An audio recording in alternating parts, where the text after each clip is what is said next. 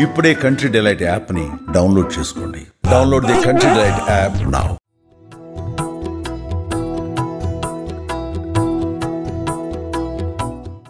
నమస్తే రమగారు. నమస్తే జయ. సుమన్ టీవీ ప్రేక్షకులందరికీ దసరా శుభాకాంక్షలు. మీకు కూడా రమగారు దసరా శుభాకాంక్షలు. సుమన్ టీవీ ప్రేక్షకులందరికీ దసరా శుభాకాంక్షలు. సో దసరా స్పెషల్గా మనము నైవేద్యాలన్నీ చేసి చూపిస్తా ఉన్నాం. ఇప్పుడు ఏం చేయబోతున్నాం రమగారు? గుడాన్నం చేద్దాం జయ.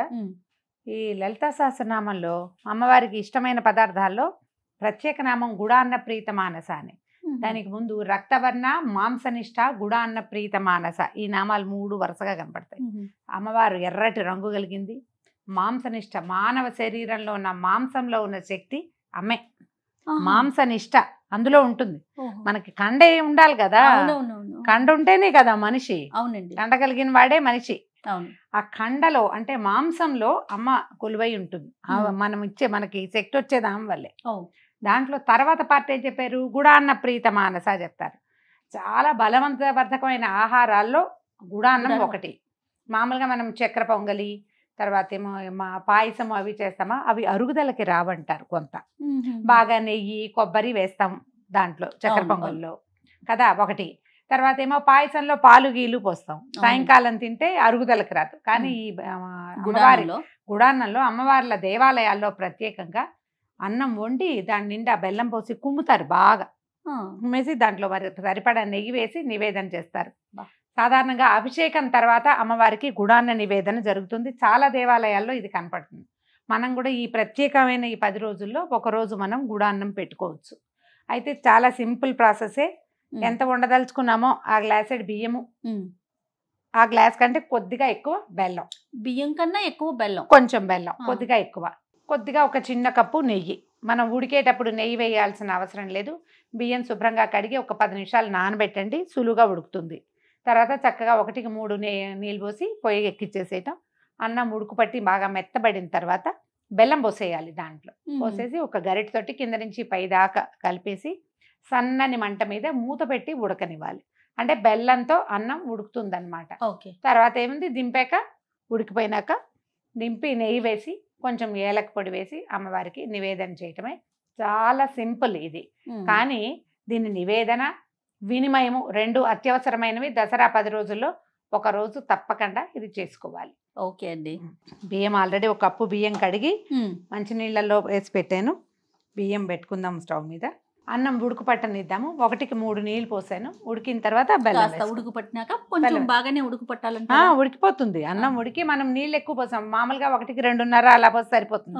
3 పోసాం కదా. అన్నం కొంచెం మృదువుగా ఉడకకపోతే బెల్లం తగలంగానే ఇక ఉడకటం మానేస్తుంది, బొణిగలుగా ఉండిపోతుంది. అలా కాదు, మృదువుగా అవ్వాలి మనకి. అందుకని ఉడకనివ్వాలి. ఓకే అండి. సరే, ముందు మూత పెట్టండి. పొంగొచ్చాక మూత తీస్తే సరిపోతుంది. లేదా ఇలా ఓపెన్ గా ఉడకబెట్టినా సరిపోతుంది. కొంచెం విశాలమైన గిన్నె పెట్టుకోమన్నారా? మీకు ఇంకా ఈజీ మెథడ్ ఇంకొకటి చెప్తా. చిన్న కుక్కర్ ఉంటే కుక్కర్లో పోసేసి 1కి 2.5 అట్లా పోసేయండి. కుక్కర్ 3 విజిల్స్ రానిచ్చి మూత తీసాక బెల్లం వేసి కుమ్మేసి ఉడకనివ్వచ్చు. అది కూడా చేయొచ్చు. ఓకే. మనకేంటంటే చివరికి వచ్చాక మూత పెడితే ఏమంటే చక్కగా గుంబనగా బాగా అవుతుంది అనమాట. లేకపోతే డ్రైగా అలా ఉంటుంది. పై భాగం అంతా కొద్దిపాటి తడి ఉంది. ఈ మాత్రం తడి ఉన్నా పర్వాలేదు. అన్నం ఉడికితే కనుక మనం బెల్లం వేసుకోవచ్చు. అప్పుడు మరీ టంగురాముడిలాగా అవ్వకుండా కొంచెం. ఇప్పుడు ఏం చేద్దామంటే బెల్లమా ఒక గ్లాసుకి అంటే మనం ఎంత పెట్టుకున్నామో దాని మీద ఇంకొక పావు, ఆరక్కర్లేదు, పావు పోస్తే సరిపోతుంది. బెల్లం కొంచెం తీపి తక్కువగా ఉంది, అంత తీగా లేదు అనిపిస్తే మీరు ఒకవేళ వినిమయానికి కొంచెం తీగా ఉండాలి, మేము ఇంకా తీపిగా వాడతాము అంటే వేసుకోండి ఇంకో కొంచెము, లేకపోతే అక్కర్లేదు. ఏదో బెల్లం కొంచెం మట్టి మశానం లేకుండా కాస్త బాగున్నది చూడండి. ఓవేళ మీకు దీని మీద అనుమానం ఉంటే ఒక్కొక్కసారి బెల్లం తాలూకు శీలం మీద మనకి చాలా డౌట్లు వస్తాయి. దాంట్లో రాళ్ళు రప్పలు గడ్డి ఉన్నాయంటే చక్కగా ఒక గిన్నెలో నీళ్ళు పెట్టడం, పక్కన పెట్టడం, కరగబెట్టి పోసుకోవటం. అప్పుడు ఇంకా తొందరగా కూడా అవుతుంది. చూడు ఇప్పుడు ఏం చేద్దామంటే అడుగు నుంచి ఓసారి కదిపి ఈ బెల్లం అడుగుకి వెళ్ళిపోయి అడుగు నుంచి కరుగుతూ వస్తుంది అన్నమాట. చిన్న పాత్ర అయితే ఇందులో సగం ఉండేవాళ్ళం చక్కగా. మీకు బెల్లం కరుగుతూ కనపడుతుంది వేడికి. అడుగు మాడిపోతుంది అలాంటి భయాలు ఏం పడక్కర్లేదు. ఒకసారి పైకి కిందకి కదపటం, 1 నిమిషం పాటు మూత పెట్టండి. 1 మినిట్కి ఒకసారి, నిమిషానికి ఒకసారి కొంచెం పైకి కిందకి కదుపుకోవాలి. ఓ. బెల్లం మొత్తం కరిగింది అని అనిపించగానే స్టవ్ ఆపేసుకోవటము, నెయ్యి, తర్వాత ఏలకుల పొడి పెట్టుకోవటమే. చక్కగా వచ్చేసి బెల్లం అంతా కరిగిపోయింది, చక్కగా చెండులా వచ్చింది చూడు. మనం బియ్యానికి 3-3.5 అట్లా నీళ్ళు పోసుకుంటేనే మనకి ఇది వస్తుంది. ఇది కూడా మనకు 1 గంట అయ్యేసరికి టంగుగానే అవుతుంది. ఏలకాయల పొడి వేస్తాను, తర్వాత 1 స్పూను నెయ్యి వేస్తాను. మామూలుగా ధారాళంగా నెయ్యి వేస్తారు జయ, లేఖ్యంలాగా కనపడుతుంది. దేవాలయపు ఫీల్ వస్తాం బ్రహ్మాండంగా. క్లాక్ టవర్ దగ్గర సిద్ధి వినాయక దేవాలయం ఉందా, అక్కడ లోపల అమ్మవారి శివపరివారం అంతా ఉంది. శివపార్వతులు, వినాయకుడు, షణ్ముఖుడు, 4 గుడులు ఉండి వాటి 4 దేవాలయాలతో పాటు ఆంజనేయ స్వామి దేవాలయము, తర్వాత ఏమో మన నవగ్రహాలు, అవతల వైపు ఒక పెద్ద రావి చెట్టు కూడా ఉన్నాయి. ఈ అష్టమి నవముల్లో అమ్మవారికి అష్టమి నాడు అభిషేకం చేస్తారు. ఆ రోజు పొద్దున్నే ఇది నివేదన చేస్తారు.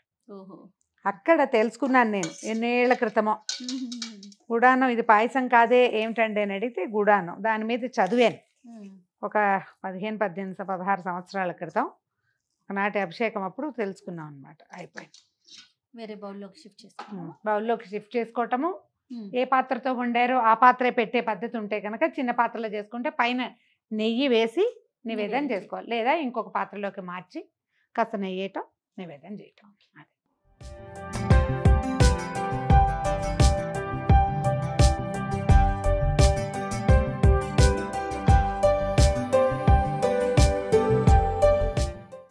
బెల్లం ఎంత మంచి రంగు గల బెల్లం అయితే అంత బాగుంది, మనకి ఇది రంగు చక్కగా వస్తుందన్నమాట. ఇటీవల ఒకరి ఇంట్లో పూజ అప్పుడు వెళ్తే పైన తేనె వేసి నెయ్యి వేసి అమ్మవారికి నివేదన చేస్తారట. వాళ్ళ విధానం గుడానంలో పైన తేనె కూడా వేస్తాము అని చెప్పారు. జీడిపప్పులు అవి సాధారణంగా వేయరు. మనం స్నేహితులు ఎవరైనా వస్తారు, ఇంకా ప్రసాదం రుచికరంగా కుదరాలంటే కాసిన జీడిపప్పులు అవి వేయించి వేసుకోవచ్చు, లేకపోతే ఇంత ప్లెయిన్ గుడాన్నాన్ని మనం నివేదన చేసుకోవచ్చు. ఘుమఘుమలాడే గుడాన్నం. ఓకే, అమ్మవారికి చక్కగా నైవేద్యం పెట్టుకొని ఒక దండం పెట్టుకుంటే అయిపోతుంది. మరొకసారి సుమన్ టీవీ ప్రేక్షకులందరికీ దసరా శుభాకాంక్షలు.